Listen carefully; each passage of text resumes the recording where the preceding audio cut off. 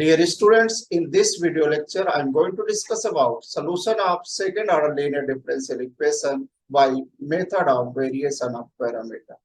This is very important matter in exam point of view. Let us see what is the general form of second order linear differential equation. Consider the differential equation d square y upon dx square plus p dy by dx plus qy equal to 1, which is general form of second order linear differential equation. Okay तो इस तरह के equation को अगर हमें method of variation of parameter से solve करना है तो उसके लिए सबसे पहले अपन वर्किंग प्रोसेस देखते हैं कि अपन किस तरह से सॉल्व करेंगे। और एक चीज मैं आपको बताना चाहूंगा कि जब आपने higher order linear differential equation with constant coefficient पढ़ा था और आपने पर्टिकुलर इंटीग्रल फाइंड करने के 6 केसेस पढ़े थे, राइट? तो उसमें जो आपने स्पेशल केस किया था, जो जनरल केस आपने किया था, कि जब जनरल केस में आपने क्या लिया था कि अगर आपका equation f of dy equal to q के फॉर्म में था, जहां पे f ऑफ ये कैसा इक्वेशन था, which is second order linear differential equation with constant coefficient. Okay तो इस तरह का अगर इक्वेशन दिया हुआ था और ये f ऑफ d जो आपको दिया था, तो इसके अगर हम लीनियर फैक्टर कर पा रहे थे, ठीक है, और q हमें इस फॉर्म में दिया था, q इक्वल टू सब स्पेशल फंक्शन दिए थे sec kx और cosec ax और cot ax और tan ax, राइट? और f ऑफ d का हम लीनियर फैक्टर कर पा रहे थे, तो इस तरह से पर्टिकुलर इंटीग्रल को और इस तरह के इक्वेशन को जब हमने सॉल्व किया था तो स्पेशल केस की हेल्प से सॉल्व किया, ठीक है। इसी तरह के क्वेश्चन जो आपको दिए हुए होंगे, जिसमें जो ये आपका राइट हैंड साइड जो x का फंक्शन दिया होगा वो साइन sec ax के फॉर्म में होगा या cosec ax के फॉर्म में होगा या tan ax के फॉर्म में हो या cot ax के फॉर्म में हो, तो इस और f ऑफ d का लीनियर फैक्टर अपन कर सके, तो इस तरह के क्वेश्चन को हम method of variation of parameter के हेल्प से भी आसानी से सॉल्व कर सकते, राइट? तो method of variation of parameter is a general case to find the particular integral when complementary function is known. Okay, तो method of variation of parameter तभी अप्लीकेबल होगा जब जो आपको इक्वेशन दिया होगा, जो डिफरेंशियल इक्वेशन दिया है वो सेकेंड ऑर्डर का डिफरेंशियल इक्वेशन, राइट? तो सबसे पहले हम देखते हैं कि अगर हमें इक्वेशन सेकेंड ऑर्डर का लीनियर डिफरेंशियल इक्वेशन दिया है और इसको method of variation of parameter की हेल्प से हमको सॉल्व करना है, तो हम किस तरह से सॉल्व करें, राइट? तो हमें इक्वेशन जो दिया होगा वो d square by d x square plus p d by d x plus q y equal to r के फॉर्म में दिया होगा, राइट? तो हम गिवन इक्वेशन को क्या करेंगे, ये second order linear differential equation का स्टैंडर्ड फॉर्म हो गया, राइट? जो हमें इक्वेशन दिया होगा उस इक्वेशन को हम इस स्टैंडर्ड फॉर्म से कंपेयर कर देंगे। तो कंपेयर करने के बाद हम क्या क्या फाइंड कर लेंगे, we get P Q and R find कर, ठीक है, जहां पे P Q R x के फंक्शन होंगे, P और Q कांस्टेंट भी हो सकते हैं, ठीक है। तो इस तरह के से फाइंड करने के बाद इसके बाद ये जो इक्वेशन दिया हुआ इसका हमें क्या करना है, एक कॉम्प्लीमेंट्री फंक्शन फाइंड करना। तो कॉम्प्लीमेंट्री फंक्शन फाइंड करने के लिए हम क्या करेंगे, इसका ऑक्सिलरी इक्वेशन लेंगे। तो जब कॉम्प्लीमेंट्री फंक्शन फाइंड करेंगे तो r क्या हो जाएगा, 0 हो जाएगा, और इधर जो लेफ्ट हैंड साइड में इक्वेशन दिया है इसकी हेल्प से हम कॉम्प्लीमेंट्री फंक्शन फाइंड करेंगे, राइट? सपोज करिए कि अगर हमें इसका कॉम्प्लीमेंट्री फंक्शन जो मिल रहा है वो क्या मिल रहा है, CF equal to C1U plus C2V मिल रहा है, where U and V are part of complementary function. These are part of complementary function and these are functions of X. तो CF फाइंड करने के बाद अब हमको क्या करना है, method of variation of parameter के हेल्प से जब हम इसको सॉल्व कर रहे हैं तो यहाँ पे अपन ने देखा कि u और v जो है इस कॉम्प्लीमेंट्री फंक्शन के क्या हो गए, पार्ट हो गए, टू पार्ट्स हो गए, राइट, जो x के फंक्शन है। तो यहां से हम क्या फाइंड कर लेंगे, then we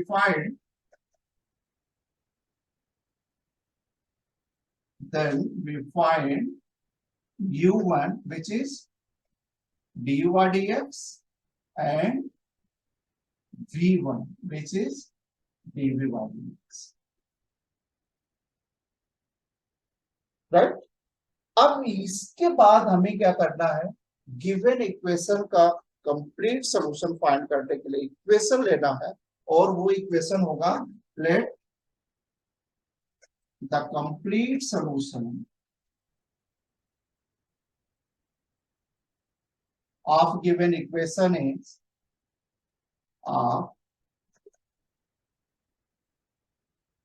given equation is y equal to au plus b। इसको हम इक्वेशन 2 से डिनोट कर देंगे। यहाँ से जो हमने कॉम्प्लीमेंट्री फंक्शन के दो पार्ट मिले हैं u और v, उनकी वैल्यू यहाँ पे पुट कर देंगे। अब हमें एक फार्मूला है a और b फाइंड करने का, उस फार्मूले की हेल्प से हम a और b फाइंड कर लेंगे और जो a और b की वैल्यू आएगी उसको इस इक्वेशन 2 में पुट कर देंगे तो हमें गिवन इक्वेशन का सॉल्यूशन मिल जाएगा, राइट। तो a फाइंड कैसे होगा, वेयर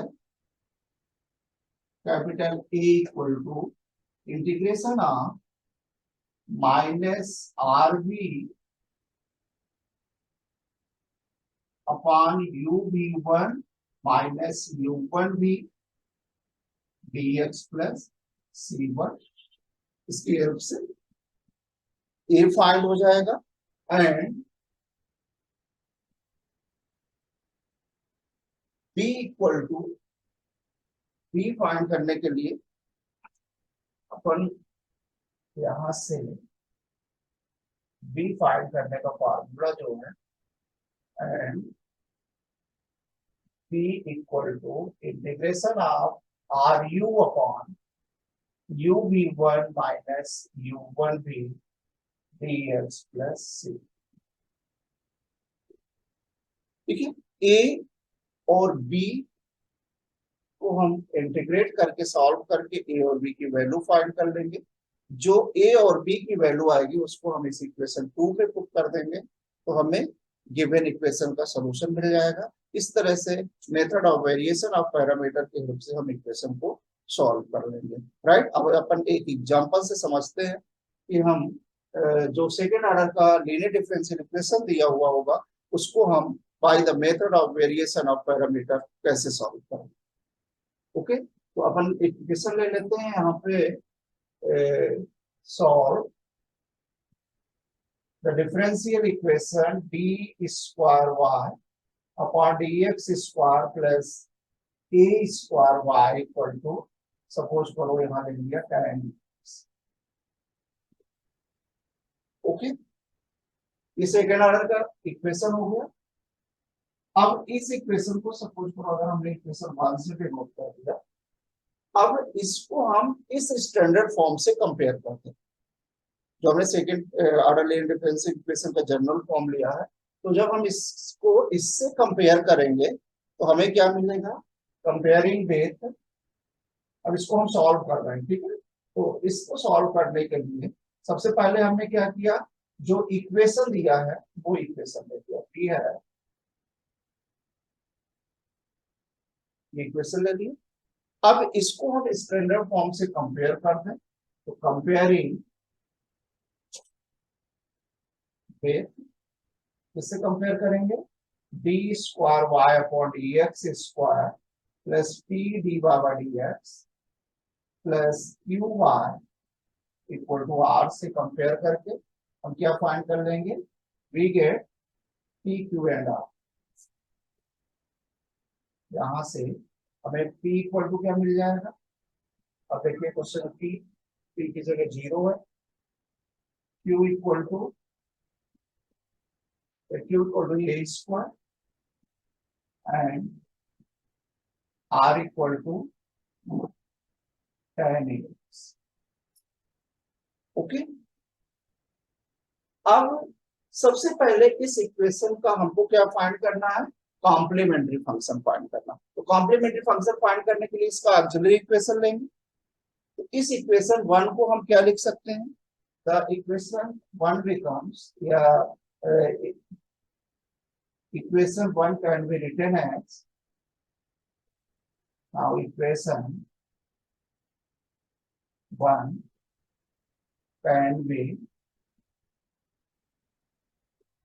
रिटन एज, इसको हम लिख सकते हैं d square plus a square y equal to 10, right.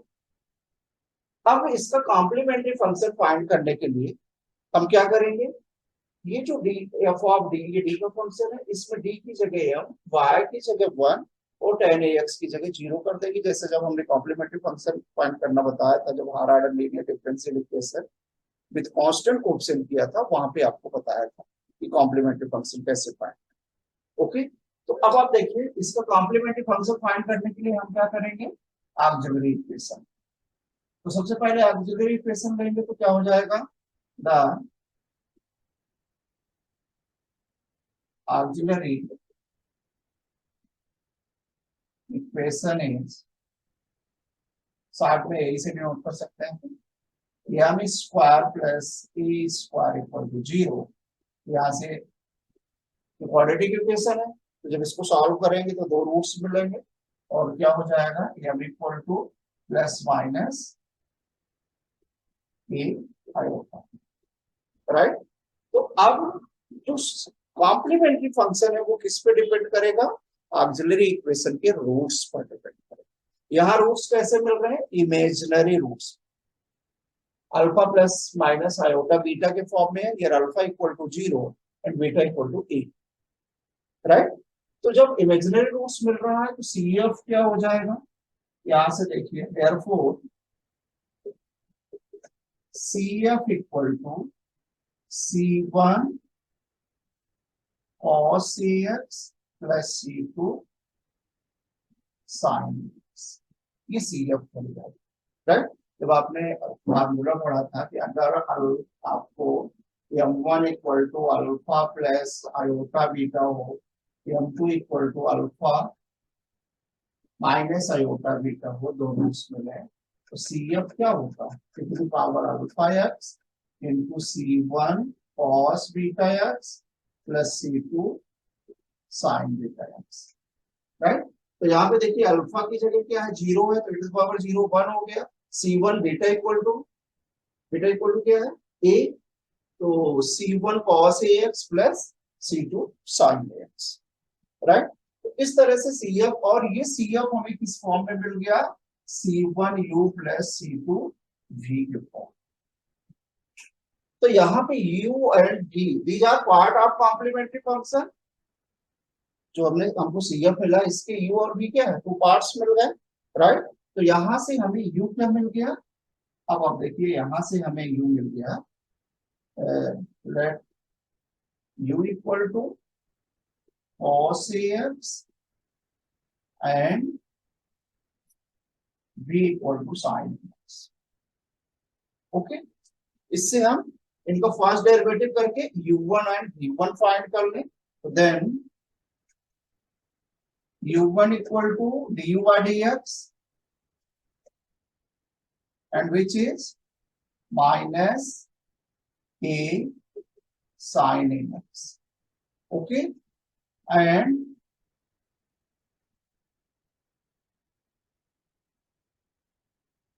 V1 equal to dv by dx and which is A sine x का डेरिवेटिव क्या हो जाएगा, ए कॉस एक्स। ओके, तो हमने u1 है v1 फाइंड कर लिया। अब हमें कंप्लीट सोल्यूशन के लिए इक्वेशन लेना है, जैसे कि हमने वर्किंग प्रोसेस में बताया था। तो यहां से सोल्यूशन क्या हो जाएगा, let the complete solution, let the complete solution is y equal to c1u plus, sorry, y equal to au plus b।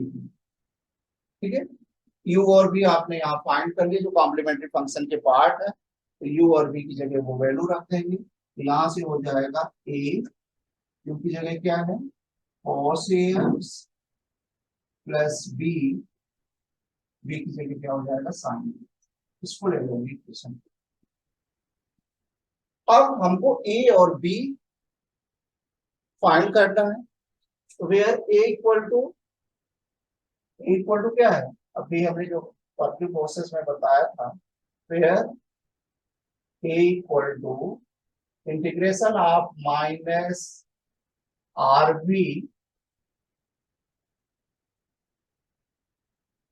Upon u v one minus u one v d x plus c one and v equal to integration of r u upon u v one minus u one v d x plus c two. तो इन दोनों integral को हम solve करके ए और B की value find करते हैं।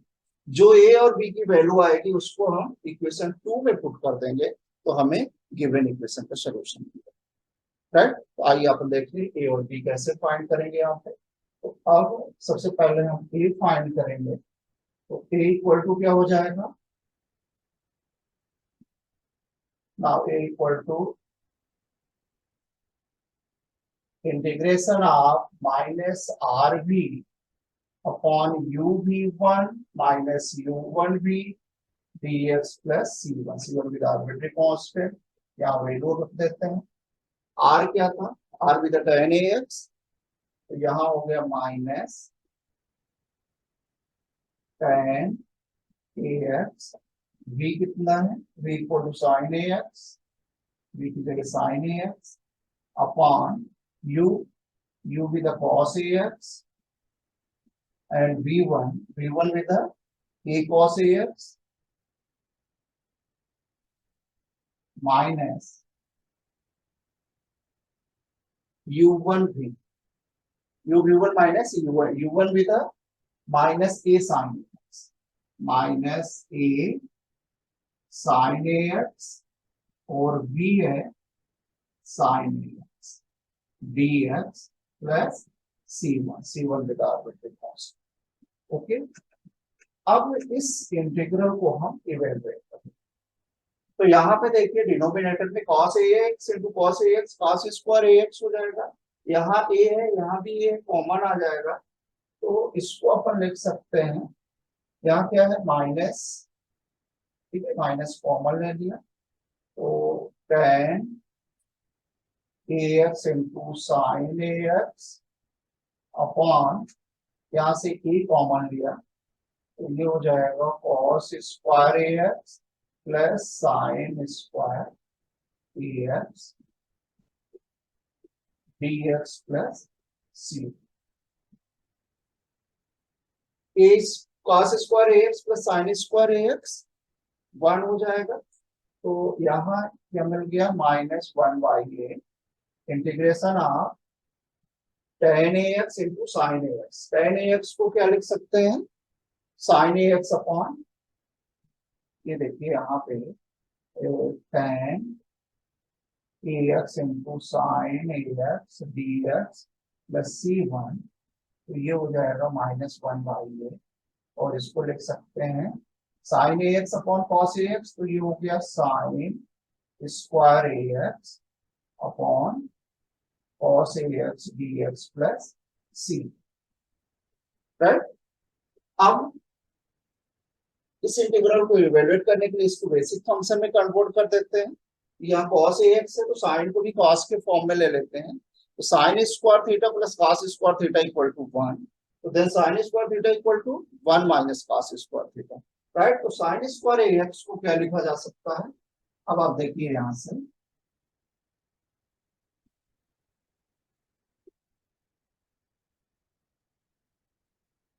तो a इक्वल टू -1/a, तो इंटीग्रेशन आप इसको अपन लिख सकते हैं 1 minus cos square ax upon cos ax dx plus c1। Okay, तो क्या हो जाएगा ये, इसको दो पार्ट में ले लें, 1 अपॉन ए इंटू इंटीग्रेशन आप, ये हो जाएगा sec ax, okay, 1 upon cos ax sec ax हो गया, minus cos ax dx plus c। अब आप देखिए ये बेसिक फंक्शन में कन्वर्ट हो गया, ओके, तो जब ये बेसिक फंक्शन में कन्वर्ट हो गया तो यहां से अब इसका इंटीग्रल आसानी से मिल जाएगा। सेक एक्स का क्या होता है, log of sec x plus tan x upon हो जाएगा, तो इसको क्या लिख सकते हैं, -1/a into log of, divided by a हो जाएगा तो यहाँ 1/a ले लिया, log of sec x plus tan x. Okay, minus integration of cos ax, cos ax क्या हो जाएगा, cos का साइन में होता है तो -1/a sin ax plus c1 होता है। ओके, ये ब्रैकेट बंद कर देते हैं अपन, चलिए ठीक है, प्लस सी। अब आप देखिए इसको मल्टीप्लाई कर दीजिए वहां पे, तो इसको क्या लिख सकते हैं अपन, -1/a square log of sec ax plus tan ax, -1/a का यहाँ भी मल्टीप्लाई होगा, plus 1/a square sin ax plus c1। Okay, तो ये हमें वैल्यू मिल गई, किसकी वैल्यू मिल गई, ए मिल गई। आप चाहें तो इसको इस तरह से भी लिख सकते हैं, 1/a square sine ax -1/a square log of sec ax plus tan ax plus c बन गया आर्बिट्री कांस्टेंट। ओके, तो इस तरह से हमने ए फाइंड कर लिया, अब हमें क्या फाइंड करना है, b, and b equal to क्या है, integration of r u upon u v one minus u one v d x plus c. इस फार्मूले के हेल्प से हम बी की वैल्यू फाइंड कर लेंगे। तो अब आप देखिए जब बी फाइंड करना है तो आर, आर क्या है, tan ax, तो ये हो जाएगा integration of tan ax u with the cos ax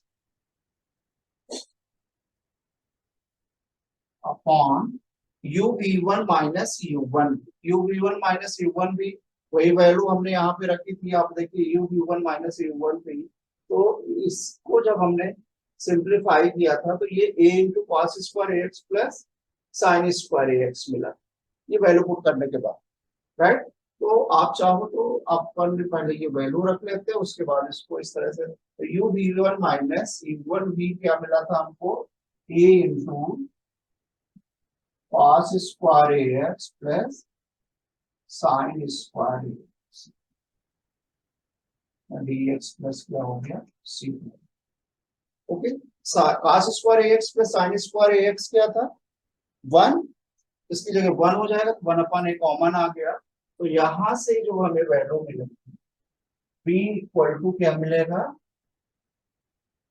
अब आप देखिए यहाँ हमें जो b की वैल्यू मिलेगी, therefore b equal to 1/a common लिया, integration of tan ax cos ax dx plus c2 की पावर के पास यहाँ cos square ax plus sin square ax की जगह 1 होगी। ओके, अब इसको भी साइन कॉस के फॉर्म में ले लेते हैं, तो ये लिख सकते हैं 1/a into integration of sine ax upon cos ax into cos ax dx plus c2 cos ax से cos ax कैंसिल हुआ, तो ये हो गया 1/a integration of sine ax dx plus c2, right. अब इसका इंटीग्रेशन कर लेते हैं, तो साइन का क्या होगा, माइनस में कॉस में होगा, तो ये हो जाएगा 1/a और इंटीग्रेशन क्या हो जाएगा, minus 1/a cos plus c, okay, which is equal to, यहां से देखिए हमें क्या मिल गया, -1/a square cos ax plus c, ये हमें b की वैल्यू। अब a और b की जो वैल्यू मिली है, इसको जो हमने कंप्लीट सोल्यूशन के लिए इक्वेशन लिया था, कौन सा इक्वेशन, इक्वेशन 2, उस इक्वेशन में हम ये वैल्यू पुट कर देंगे। तो यहाँ पे अपन लिखेंगे क्या, putting the values of, putting the values of a, capital A and capital B in equation 2, जो हमने कंप्लीट सोल्यूशन के लिए इक्वेशन लिया था, y equal to a u plus b b, u और बी कॉम्प्लीमेंट्री फंक्शन के part थे जिनको हमने वहां पे पुट किया था। तो इस तरह से जो हमें सोल्यूशन मिलेगा वो क्या मिल जाएगा, यहाँ पे ये हो जाएगा, we get y equal to a u, a की जगह हमें क्या मिला है, यहाँ पे देखिए हमारा जो हमको किस में पुट करना है, y equal to a u की जगह cos ax था प्लस बी v की जगह sin ax था। तो यहाँ a और b की वैल्यू पुट करेंगे। ओके, तो जब a और b की वैल्यू पुट करेंगे तो आप देखिए यहाँ पे हमें क्या मिलेगा, a की वैल्यू क्या है, ये हमें यहाँ मिला है 1/a square sin ax minus 1/a square log of sec ax plus tan ax plus c1 यहाँ पे plus c1 into cos ax, right, plus इसी तरह की b की वैल्यू, b इक्वल टू क्या था, -1/a square cos ax plus c2 into sin ax, right. इसको simplify कर लेते हैं, तो यहां से देखिए 1/a square sin ax cos ax हो जाएगा, ठीक है।